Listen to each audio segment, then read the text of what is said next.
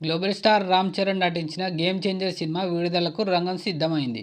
ఆంధ్రప్రదేశ్లో ఈ సినిమాకి ఇప్పటికే టికెట్ రేట్లు పెంచారు. బెనిఫిట్ షోకు కూడా అనుమతి ఇచ్చారు. కానీ తెలంగాణలో మాత్రం ఇంకా అనుమతి రాలేదు. తాజాగా అందుతున్న సమాచారం ప్రకారం అక్కడి ప్రభుత్వం కూడా టికెట్ రేట్లు పెంచుకోవడానికి అనుమతి ఇచ్చింది. టికెట్ రేట్లతో పాటు బెనిఫిట్ షోస్ కూడా ఉంటాయట. కానీ కొన్ని కఠినమైన ఆంక్షలు విధించినట్లు ఇండస్ట్రీ వర్గాల్లో వార్తలు వినిపించాయి. ఆ ఆంక్షలు ఏమిటో ఇప్పుడు ఒకసారి చూద్దాం.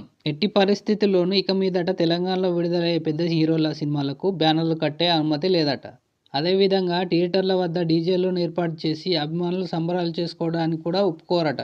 జనాలు ఒకే చోట గుమిగూడే విధంగా ఉండరాదని నిర్మాత దిల్ రాజుకు సీఎం రేవంత్ రెడ్డి చెప్పినట్లు వార్తలు వినిపిస్తున్నాయి. దీని గురించి మరికాస్త వివరాలు రేపు బయటపడే అవకాశాలు ఉన్నాయి. కేవలం గేమ్ చేంజర్కే కాదు, డాకు మహారాజ్ కూడా టికెట్ రేట్లు పెంచుతారట. మరోపక్క డాకు మహారాజ్ మూవీ నిర్మాత నాగవంశీ మాట్లాడుతూ తమ సినిమాకు టికెట్ రేట్లు అవసరం లేదని, ఉన్న రేట్లు సరిపోతాయని అన్నాడు. చూడాలి మరి ఏ విధంగా జరగబోతుంది అన్నది.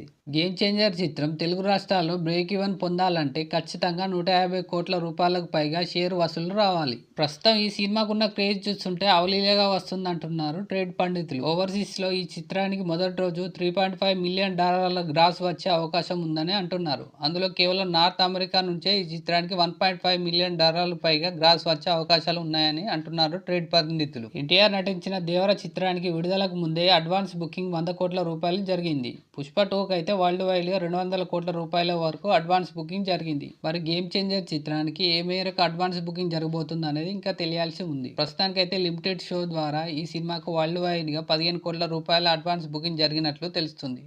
అండ్ ఈ వీడియో మీకు నచ్చినట్టయితే లైక్ చేయండి, షేర్ చేయండి, సబ్స్క్రైబ్ చేయడం మాత్రం మర్చిపోకండి. మరిన్ని వీడియోలు చూడాలంటే బెల్ ఐకాన్పై క్లిక్ చేయండి. Bye friends.